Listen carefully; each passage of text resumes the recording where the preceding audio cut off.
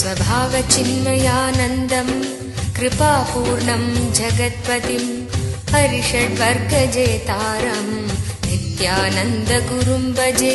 स्वभावचिन्मयानन्दम् कृपापूर्णं जगत्पतिं हरिषड्वर्गजेतारम् नित्यानन्दगुरुं भजे।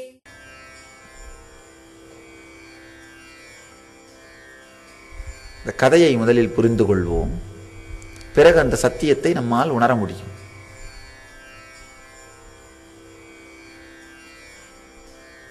பிரம்மாவிற்கும் விஷ்ணுவிற்கும் திடீரென்று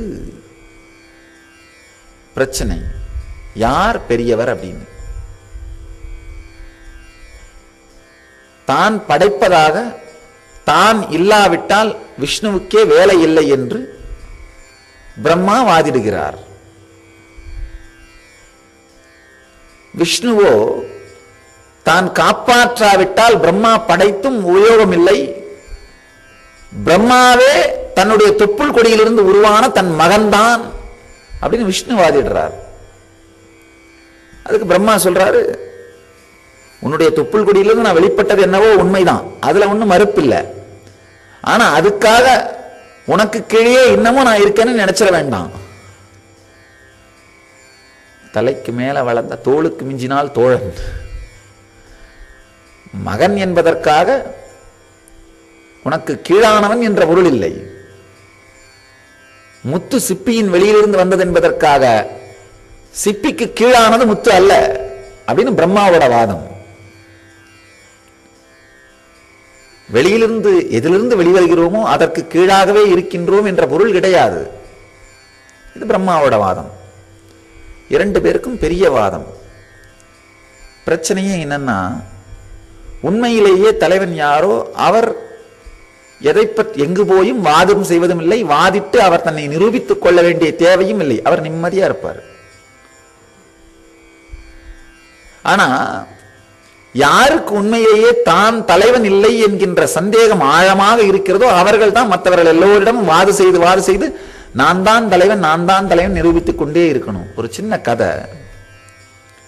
காட்டுல இருந்து பெரிய சிங்கம், ஆண் சிங்கம் எதிர்படுற மிருகங்களை எல்லாம் பார்த்து ஒரு ஒட்டகச்சிங்கியை பார்த்து, இந்த காட்டுக்கு ராஜா யார்? அந்த ஒட்டகச்சிங்கி சொல்லு, ஐயா நீங்க தான், அதுல போய் என்ன சந்தேகம்.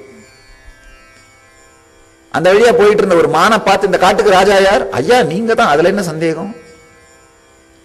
அந்த வழியா போயிட்டு இருந்த ஒரு கரடியை பார்த்து, இந்த காட்டுக்கு ராஜா யார்? ஐயா நீங்க தான், அதுல என்ன சந்தேகம். ஒரு காட்டெருமையை பார்த்து, இந்த காட்டுக்கு ராஜா யார்? அந்த காட்டெருமை சொல்லிச்சு, ஐயா சிங்கராஜாவே, உங்களை தவிர வேற யார் இந்த காட்டுக்கு ராஜாவா இருக்க முடியும், அதுல என்ன சந்தேகம். ஒரு பெரிய யானை போயிட்டு இருந்தா அந்த யானை கிட்ட போய், இந்த காட்டுக்கு ராஜா யாருன்னு தெரியுமான்னு கேட்டுச்சான். அந்த யானை ஒன்னும் பதில் பேசாம அந்த சிங்கத்தை எடுத்து ஒரு சுத்தி தலார்னு தலையில அடிச்சு தூக்கி எறிஞ்சுதான். போய் ஓரமா வந்த சிங்கம் தலை கிருகிருத்து அரை மயக்கத்துல, கேள்விக்கு பதில் தெரியலன்னா தெரியலன்னு சொல்ல வேண்டியதானே, ஏன் இந்த மாதிரிலாம் பதில் சொல்ற, நான் கேள்வி தானே கேட்டேன்.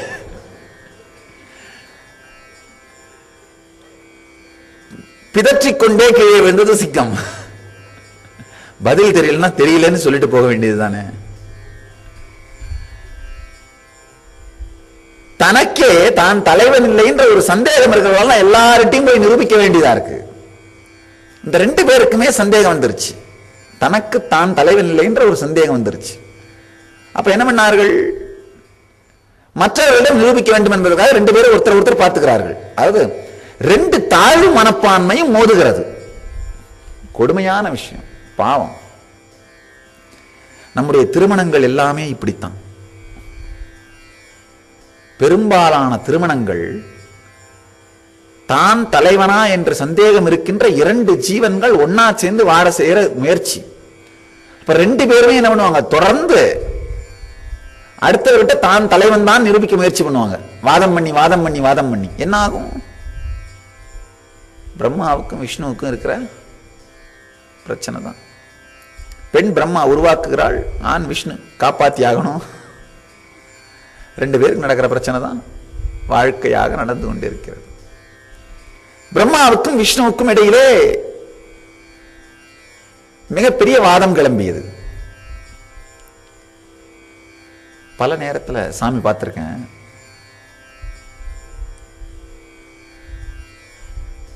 ஒரு பக்கம் அதாவது இந்த தன் நிலை மறந்து விட்ட பக்தர்களால் நடக்கிற கூத்து இதெல்லாம்.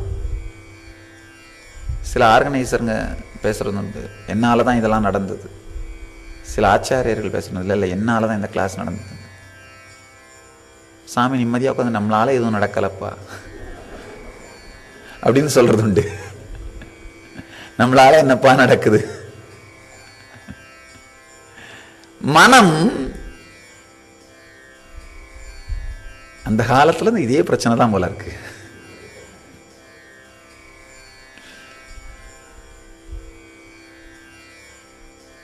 பிரம்மாவுக்கும் விஷ்ணுவுக்கும் இருக்கிற அதே பிரச்சனை தான்.